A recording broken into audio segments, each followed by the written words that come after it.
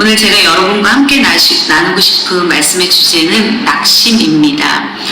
낙심이라는 단어를 국어사전으로 보면 바라던 일이 되지 않아 마음이 상하는 것, 또 헬라어 원어의 뜻으로 보면은 모든 기력이 다하여 피곤하고 지친 상태를 낙심이라고 합니다.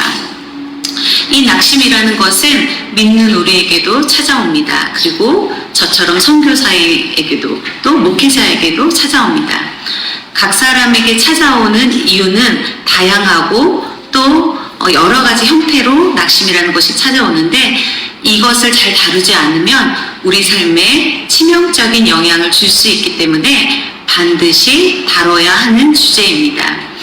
제가 이 주제를 선택한 이유는 저에게 몇 주 전에 제 삶에 큰 낙심이 찾아왔고 그로 인해 힘들어하고 있을 때 교회로부터 이 열방의 하나님을 따라 말씀을 부탁받았습니다. 그때 심정으로는 힘들어서 이 제안을 피하고 싶었어요.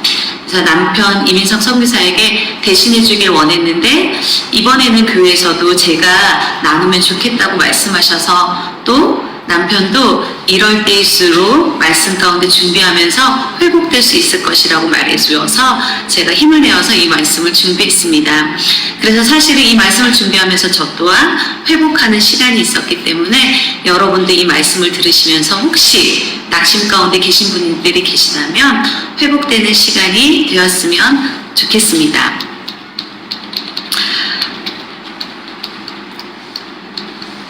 낙심이라는 단어를 성경 여러 구절에서 저희가 볼 수 있습니다. 이 구절들을 보면서 낙심이 어떤 일들을 우리 가운데 영향을 끼치고 또 어떻게 다뤄야 되는지 보도록 하겠습니다. 낙심은 아까 좀 전에도 말씀드렸던 것처럼 우리가 바라던 일이 되지 않아 생기는 마음의 상태입니다. 다시 말해 어떤 일에 마음과 정성, 힘을 다하여 간절히 원했는데 기대하는 결과가 되지 않아 생기는 마음입니다. 그래서 낙심이라는 것을 첫 번째 볼 때는 현실이라는 눈에 보이는 것이 커 보일 때 우리 안에 반대로 할 수 없다라고 느껴지는 마음 가운데 생기는 것이라고 생각됩니다. 먼저 신명기 1장 28절 말씀을 보고 싶습니다. 우리가 어디로 가랴 우리의 형제들이 우리를 낙심하게 하여 말하기를 그 백성은 우리보다 장대하며 그 성읍들은 크고 성곽은 하늘에 닿았으며 우리가 또 거기서 아낙 자손을 보았노라 한도다 하기로. 이 말씀은 모세가 과거 가데스 바네아에서 있었던 이스라엘 백성들의 불순종했던 장면들을 회상하며 말하는 장면입니다. 우리 모두가 잘 알고 있습니다. 정탐꾼들이 가나안의 아낙 자손들을 보고 와서 이스라엘 백성에게 나누었고 많은 이스라엘 백성들이 그 정탐꾼들 중에 8명의 말을 듣고서 무서워하고 마음이 낙심하였습니다. 이스라엘 백성에게는 어쩌면 당연한 일일 수도 있습니다. 눈에 보이는 아낙 자손이 거대하고 강해 보였기 때문에 그 보이는 현실 앞에서 그들의 마음은 낙심하고 두려웠습니다. 그래서 그들을 애굽에서부터 어떻게 인도한 하나님이 어떻게 인도하셨는지, 하나님이 어떠한 약속 가운데 그들에게 말씀하시고 계신지, 하나님이 어떠한 분이신지 그들은 기억조차 생각조차 할 수 없게 되었고 낙심함으로 말미암아 그 결과 그들은 불순종을 선택하게 됩니다. 그들이 기대했던 것은 홍해를 건너면 그들의 삶이 더 이상은 노예의 삶이 아니고 그들의 삶이 어쩌면 평탄한 길을 갈 수 있을 것이라고 생각했을 수도 있습니다. 그렇기 때문에 그 기대에 부응하지 못했던 그 아낙 자손의 소식은 그들에게 절망을 주었겠죠. 또 고린도후서 4장 8절에 보면 우리가 사방으로 우겨쌈을 당하여도 쌓이지 아니하며 답답한 일을 당하여도 낙심하지 아니하며. 자, 우리가 어떨 때 낙심이 오냐면 정말 눈을 들었을 때 사방이 우겨쌈을 당한 것처럼 막혀있고 정말 답답함으로 내가 어떻게 할 수 없는, 해결할 수 없는 그 현실이 판단되었을 때 우리는 낙심합니다. 더 이상의 어떤 돌파구가 없다라고 느껴졌을 때, 계속되는 실패가 반복되었을 때 우리는 낙심합니다. 시편 40편 12절에 수많은 재앙이 나를 둘러싸고 나의 죄악이 나를 덮침으로 우러러 볼 수도 없으며 죄가 나의 머리털보다 많으므로 내가 낙심하였음이니라. 수많은 재앙이 나를 둘러싼 것처럼 더 이상의 내가 어떤 것도 할 수 없을 그 죄악이, 나보다 죄가 더 많아서 내가 어떻게 해결할 수 없을 때 우리 마음은 낙심합니다. 또 어떨 때 낙심이 찾아오냐면 히브리서 12장 5절 말씀을 보면, 또 아들들에게 권하는 것 같이 너희의 권면하신 말씀도 잊었도다 일렀으되 내 아들아 주의 경계하심을 경히 여기지 말며 그에게 꾸지람을 받을 때에 낙심하지 말라. 하나님께서 우리에게 꾸지람하실 때 우리가 잘못하고 실수한 것, 죄를 범하였던 것에 대해서 권면하시는 말씀이 있을 때 우리는 낙심할 수 있다라고 합니다.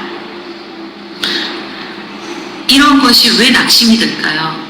왜냐하면 이것은 우리를 위축하게 하기 자신이 했던 일들에 대해서 위축되게 하고, 그것의 잘못이 하나님의 어떠한 그분의 징계하신 의도를 알지 못했을 때 우리는 그 징계나 꾸지람이 우리에게 낙심이라는 형태로 옵니다. 하지만 우리가 하나님이 왜 징계하시고 우리가 죄를 범했을 때 왜 권면하시는지 그 의도를 안다면, 그 뜻을 안다면 우린 낙심하지 않을 수 있지만, 우린 그 뜻을 모른다면 우린 낙심하게 됩니다. 또 이 낙심이라는 것은 어떤 것과 함께 오냐면 두려움이라는 것과 우리에게 함께 찾아옵니다. 어쩌면 이 두려움이란 단어는 낙심과 단짝인 것 같아요. 항상 우리 가운데 두려움과 낙심은 함께 찾아옵니다. 이사야에서 7장 4절 말씀에 보면 그에게 이르기를 너는 삼가하며 조용하라. 르신과 아람과 르말리아의 아들이 심히 노할지라도 이들은 연기나는 두 부지갱이 그루터기에 불과하니 두려워하지 말며 낙심하지 말라. 신명기 28장 8절을 보면 책임자들은 또 백성에게 말하여 이르기를 두려워서 마음이 허약한 자가 있느냐. 그는 집으로 돌아갈지니 그의 형제들의 마음도 그의 마음과 같이 낭심될까 두려워하고. 시편 42편 11절에 내 영혼아 내가 어찌하여 낙심하며 어찌하여 내 속에서 불안해하는가. 너는 하나님께 소망을 두라. 나는 그가 나타나 도우심으로 말미암아 내 하나님을 여전히 찬송하리로다. 두려움, 어떤 우리가 감당하지 못할 문제들, 또 내가 기대한 것과 다른 일들이 있을 때, 내 마음이 낙담될 때, 그것은 왜냐면 그 문제가 더 크고 그 대상이, 그 결과가 내가 감당할 수 없기 때문에 두려움으로 우리 가운데 감정이 들어옵니다. 그럴 때 우리의 마음은 낙담이 됩니다. 낙심이 됩니다. 그래서 그 앞에서 아무런 것도 할 수 없고 그 낙심과 두려움이 오래될 때 우리는 무기력 가운데 빠지게 됩니다. 그렇다면 이 낙심이라는 것이 우리에게 얻고자 하는 것이 무엇일까요? 이 낙심이라는 마음의 상태가 결과적으로 우리 가운데 어떤 일을 하고자 하고 어떤 결과를 우리 가운데 얻고자 하기 때문에 우리 가운데 다가오는 것일까요? 우리가 이 낙심이라는 것을 통해서 그 낙심이 원하는 것이 무엇인지 안다면 우리가 이 낙심의 문제에서 우리가 해결되는 방법이 조금 쉽지 않을까요? 데살로니가전서 3장 13절에 보면 너희가 형제들아 너희가 선을 행하다 낙심하지 말라. 참 이 말씀 가운데 제가 좀, 왜냐하면 선을 행하는 것은 좋은 일이지만 그럼에도 불구하고 낙심이라는 것이 찾아올 수 있다는 것이죠. 하나님의 어떤 선한 일을 하다가도 낙심이라는 것은 찾아올 수 있다는 것이에요. 근데 이 낙심이라는 것이 우리가 이 선한 일을 할 때 찾아옴을 통해서 얻고자 하는 것이 무엇일까요?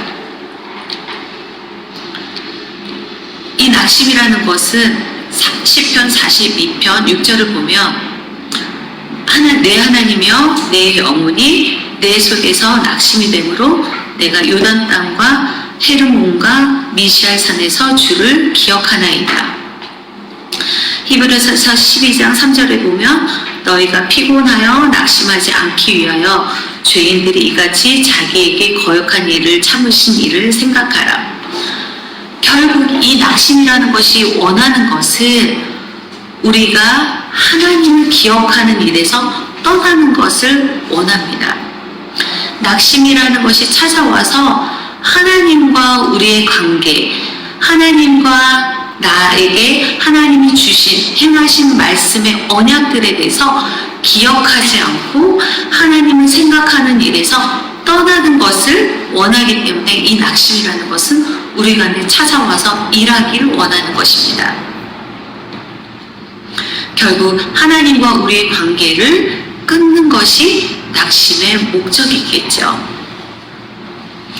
이스라엘 백성이 아낙 자손의 소식을 들었을 때 그들의 생각 가운데 이전에 애굽에서부터 인도하여 내신 애굽의 군대를 멸하시고 애굽의 종되었던 삶에서 인도하여 내었던 하나님에 대해서 그 기억을 잊게 하고 하나님이 행하신 일에 대해서 생각지 않게 하고 하나님의 말씀에 대해서 저버리게 하는 하나님이 우리의 삶 가운데 이스라엘 백성 가운데 어떠한 분이신지 잊어버리고 떠나게 하는 것이 이 낙심이 원하는 일이었고 낙심이 얻어내고자 하는 일이었던 것입니다. 그런데 시편 기자가 뭐라고 말하냐면 낙심은 누구에게 찾아올 수 있다. 또 데살로니가 전서에서 말하는 것은 선한 일을 행하다가도 낙심은 우리 가운데 찾아올 수 있다. 그런데 우리가 그때 해야 될 것이 무엇이냐면 바로 하나님을 기억하는 것. 하나님이 우리의 삶 가운데 어떻게 행하셨고 하나님의 말씀이 우리 가운데 어떤 언약으로 있는지 기억하는 것. 그분을 기억하는 것을 하라고 말씀합니다. 그분을 생각하라고 말씀합니다. 그럴 때 우리는 하나님의 관계에서 떠나지 않을 수 있습니다. 그 낙심의 문제에서 하나님을 붙잡고 이겨낼 수 있습니다. 하지만 낙심은 하나님을 잊게 하기 원합니다. 이스라엘 백성들이 잊고 하나님의 언약을 저버리는 그 불순종 가운데 들어갔던 것처럼 낙심이라는 것은 우리로 하여금 하나님께 소망을 두지 않고 잊어버리고 하나님을 기억지 않고 생각지 않게 하기를 원하는 것입니다. 그래서 두 번째는 그 낙심은 소망 가운데 우리에게 기쁨을 빼앗는 것을 원합니다.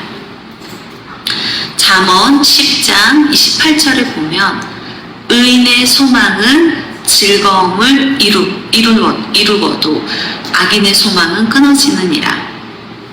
의인, 하나님을 믿는 우리에게는 소망이 있습니다. 그 소망은 우리에게 기쁨, 즐거움을 가져옵니다. 하지만 낙심이 와서 원하는 것은 우리로 하여금 하나님에 대한 소망을 끊어지게 하는 것입니다. 그래서 우리의 삶이 기쁘지 않고 우리의 삶이 슬픔과 절망 가운데 빠지길 원하는 것입니다. 그래서 여러분 낙심 가운데 계신 분들 오래된 그 실패, 그 바라던 일이 원하는 대로 되지 않아서 오는 그 실패 가운데 그 여러 번 그 실패를 경험하신 분들의 얼굴을 보면 기쁨이 사라진 얼굴입니다. 어떤 감정에도 변화가 별로 없습니다. 흥분하지도 않고 웃지도 잘 않습니다. 왜냐하면 그분들에게는 하나님의 소망이 끊어졌기 때문입니다. 소망이 없는 사람에게는 기쁨이 회복될 수 없습니다. 그래서 이 낙심은 하나님의 주신 우리의 소망을 잊어버리고 우리로 하여금 기쁨의 삶을 살지 않게 원합니다. 하나님 나라는 의와 소망과 평안이라고 말씀하였습니다. 근데 하나님의 나라의 것을 빼앗는 것이 이 낙심이 하는 주된 일인 것입니다. 그래서 여러분 가운데 혹시 낙심으로 인해서 소망을 잃고 기쁨이 사라진 분들이 계십니까? 여러분의 삶 가운데 기쁨의 평안이 잃어버리신 분이 계십니까? 그것은 바로 낙심이 원하는 대로 여러분의 삶을 그냥 두시는 것입니다. 그래서 낙심은 우리 가운데 우리의 삶을 포기하기를 원합니다. 우리가 행하던 일에 대해서 포기하길 원하고 뒤로 돌아가길 원합니다. 갈라디아서 6장 9절에 보면 우리가 선을 행하되 낙심하지 말지니 포기하지 아니하면 때가 이루며 거두리라. 또 예배소서 3장 13절에 보면 그러므로 너희에게 구하노니 너희를 위한 나의 여러 환난에 대하여 낙심하지 말라. 이는 너희의 영광이니라. 낙심은 우리의 선한 일을, 우리의 믿음을, 하나님을 향해 달려가는 일을 포기하기를 원합니다. 그러나 말씀 가운데 보면 하나님은 환난이 온다 할지라도 너희가 낙심하지 말라. 그러면 그 인내함으로 그 일을 포기하지 않았을 때 그 열매를 거둔다라고 말씀합니다. 그리고 그런 환난을 낙심하지 않고 지나갔을 때 우리의 삶이 하나님 앞에 견고하여지고 우리의 삶이 더 견고해진다라고 말씀하시고, 그것은 곧 우리의 삶을 통해서 하나님이 영광 받으시는 삶을 이루신다라는 것입니다. 여러분, 하나님은 우리의 삶이 하나님을 통해서 하나님이 주시는 소망과 하나님이 주신 언약을 붙잡고 살아갈 때, 하나님이 주신 환난이라 할지라도 그 일을 온전히 인내함으로 이룰 때, 낙심하지 않고 끝까지 달려갈 때 하나님 우리에게 열매를 거두게 하십니다. 그 일은 반드시 이루어집니다. 하지만 낙심은 우리로 하여금 그 열매를 바라보지 않고 그 소망 가운데서 포기하고 떠나가길 원하는 것입니다. 여러분, 우리가 이 낙심이 찾아온다 할 때 우리가 할 수 있는 것은 그럼 무엇입니까? 하나님을 기억하는 것, 하나님 안에 소망을 놓지 않는 것, 그리고 하나님의 기쁨을 놓지 않는 것, 또 일에 대해서 포기하지 않는 것, 그리고 우리가 해야 될 것은 바로 기도하는 것입니다. 누가복음 18장 1절에 예수께서 그들에게 항상 기도하고 낙심하지 말아야 할 것을 비유로 말씀하십니다. 왜냐하면 하나님은 우리를 긍휼히 여기시기 때문에 우리는 낙심하지 않을 수 있습니다. 고린도후서 4장 1절에 우리가 이 직분을 받아 긍휼하심을 입은 대로 낙심하지 아니하고, 하나님은 우리가 기도하라고 말씀하십니다. 낙심이 온다 할지라도 너희는 기도해라. 우리는 하나님의 긍휼하심을 받은 자들입니다.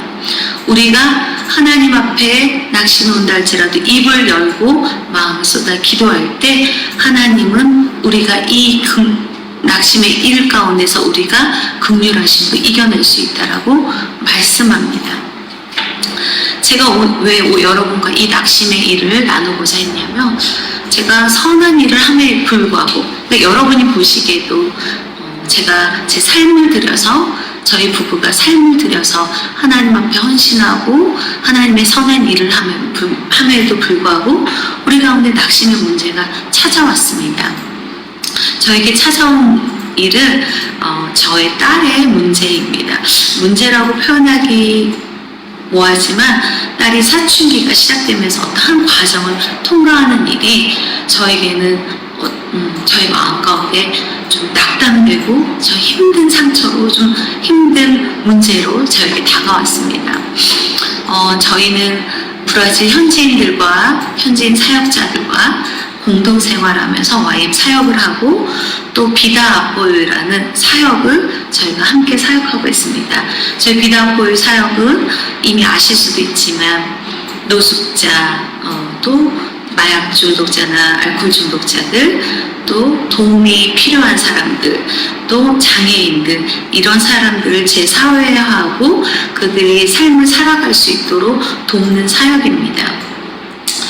그러다 보니 저희가 사는 곳은 한국인들이 살지 않는 곳이고, 또 저의 딸아이가 다니는 학교 또한 동양인들이 거의 없고 한국인들이 없는 학교를 다니고 있습니다. 그래서 저학년일 때는 저희가 알지 못했지만 이제 사춘기가 시작되면서 저희 딸이 그동안 학교에서 겪고 있었던 문제와 갈등들, 그리고 선교사 자녀로 공동생활하면서 느꼈던 불편함들을 얼마 전에 저에게 이렇게 막 쏟아놓는 시간들이 있었습니다. 제가 딸아이가 아직도 3년 동안 이 학교를 다니면서 단짝 친구가 한 명도 없는 것을 알고 있었어요. 그리고 그 외로움에 대해서도 저도 알고 있었고, 그래서 어떻게든 돕고 싶었지만 딸아이가 봤을 때 학교 안에서 붙는 인종차별적인 일들, 친구들이 자신에 대해서 말하는 말들, 이런 모든 또 학교에서 불이하게 겪는 어떤 일들의 여러 가지 경험들을 통해서 딸아이가 마음에 큰 상처와 또 힘듦이 있었던 것을 저에게 말했을 때 제 마음이 이렇게 좀 무너지는 그런 아픔들이 좀 있었어요. 이미 제가 머리로는 또 많은 이미 선교사의 자녀들이 겪는 아픔에 대해서 제가 들었었고 많이 알고 있었기 때문에 저희 그런 아이들에 대해서 갖는 마음의 여유가 저는 있다라고 또 어떻게 도와야 되는지 제 머릿속으로는 알았지만 실제 제 앞에서 눈앞에서 저의 딸아이가 그 문제들을 털어놓았을 때는 저에게는 그 부분이 좀 크게 다가오더라고요. 또 마침 그 일을 털어놨을 때 남편은 다른 곳에 강의를 가 있었고 선교를 가 있었고 제가 혼자 그 일을 들으면서 제 마음이 아팠어요.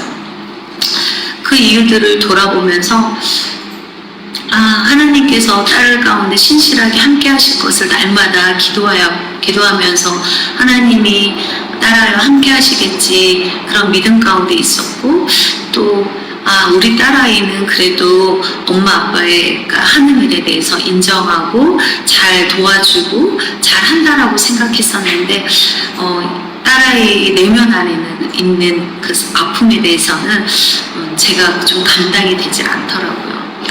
그래서 정말 한 일주일 정도는 제 아내도 먹어도 제 마음에는 먹는 것 같지 않고 어떤 일이 있어도 이렇게 별로 웃고 싶지도 않고 참 이렇게 무감정하고 하나님 이 일을 어떻게 하면 좋을까요? 제 머릿속에는 온통 그 생각밖에는 없더라고요. 근데 제가 이 말씀을 준비하면서 다시금 제 아내도 고백하고 제가 다시금 또 하나님 앞에 말씀을 보면서 제 마음을 돌이키면서 보는 것은 하나님이 저희 딸 가운데 저희 삶 가운데 어떻게 행하셨는지, 어떻게 신실하게 하나님이 말씀하셨고 행하셨는지, 그리고 저희 딸 가운데 하나님 저희 딸에게도 선교사의 자녀로서 내가 너희 딸의 가운데 아버지가 되어주신다라고 말씀하셨던 그 말씀들에 대해서 제가 다시 한번 기억하면서 제가 하나님 그렇습니다. 제가 지금의 이 낙담되는 일이 저희 사역 가운데, 저희 삶 가운데,